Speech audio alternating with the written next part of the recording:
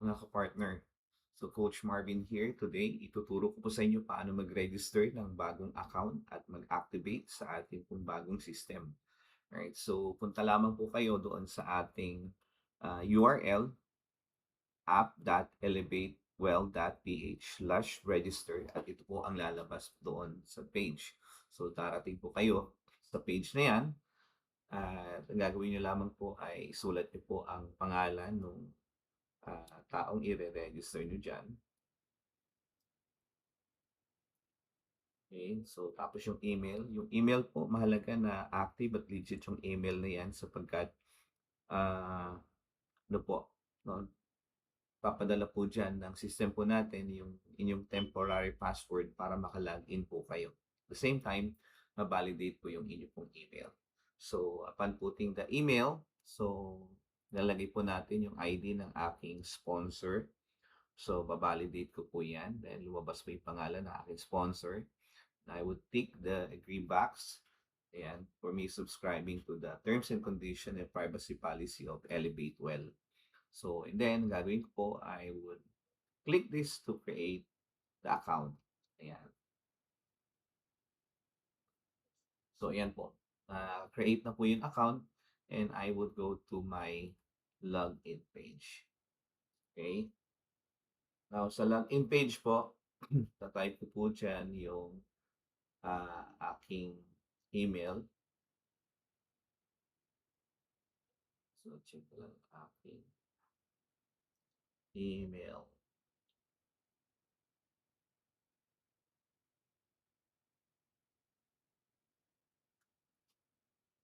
So, ayan. Pagpunta po natin sa ating login page, lalagay ko po yung aking email dyan. And I have typed in po yung aking password na na-send po dun sa aking email. No? So, ganito po itsura niya sa email. Ayan. So, nag-email po yung system natin. Hey John, welcome aboard. Your account has been successfully created. Your username, your temporary password, your sponsor. So, ayan po siya. So, pupunta po tayo. Babalikan po natin yung ating account. Yan, magla-login na po tayo. Okay. So, pa-login in, yan, sabi welcome.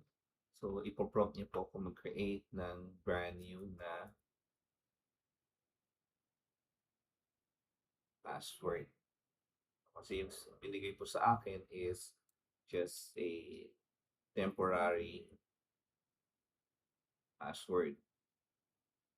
So, then, siya, type in ko po yung number dyan. Okay.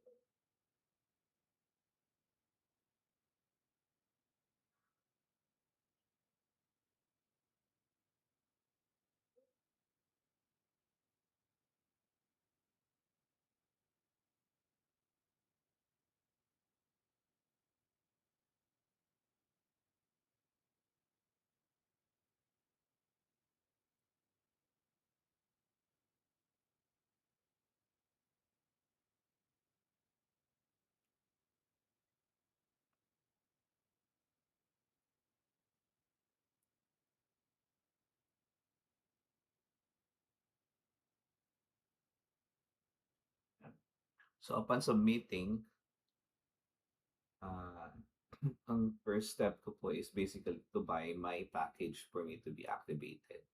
So, bibili po ako ng package and that would take me to this part. Ayan. Bibilin ko po siya. And bibilin ko po siya sa pickup hub. Ayan, sa pickup hub. So, place ko na po yung order ko. Ayan. Ngayon, ang gagawin ko po, pupunta po ako sa pinakamalapit na pickup hub at kukunin ko lamang po yung aking order number na yan na naka-highlight at ibibigay ko po doon sa pickup hub. No? So, then, as I go to pickup hub, pakita ko po sa inyo kung paano i-activate i-pickup hub yung aking bagong account. Okay? So, ganito po siya.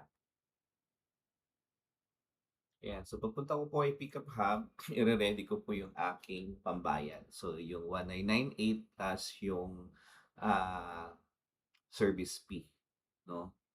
And then bibigay ko po kay Pickup Hub yung aking order number, okey? So, sa Pickup Hub ilalagay niya po yung order number diyan. So ayan po yung bagong dashboard ng Pickup Hub.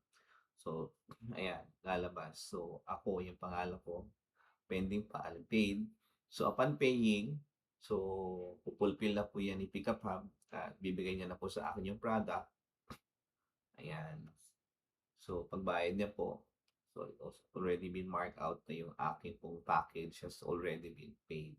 So pupunta ako doon sa aking account, ayan, 'no, at sa account ko po makikita ko diyan, punta ko yung order page, ayan. Sabi niya diyan, ayan ay bayad na, okay. Already been delivered, status paid, okay. So, ayan, pupunta po ako doon sa dashboard.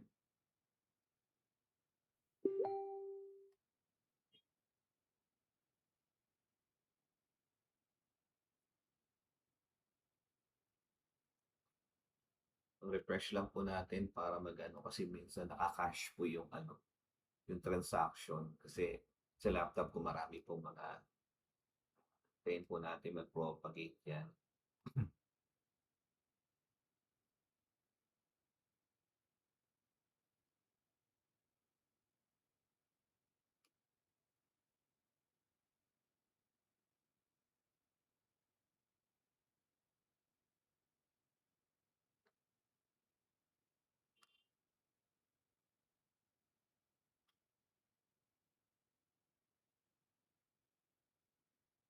So ayan, yung aking pong account ay created na. So kailangan ko na lang po siyang i-activate, 'no? So, ngayon sabi niya doon, "Your account is eligible for self-activation. Click button below to activate your account." So, kapag yung apply niyo po ay wala pa po siyang hindi niya pa po nabuo yung kanyang tatlong downline, 'no? So, yung account mo po ay puwede pong ma-activate na hindi mo kailangang kontakin yung apply yung sponsor mo. Okay, so gagawin mo lang, i-click mo po itong activate account, then 'yan, self-activated na po siya. And then afterwards, ayan po. So, so ma-explore niyo po yung inyo pong account. So already been created. So ito po yung detalye, yung profile mo. Okay.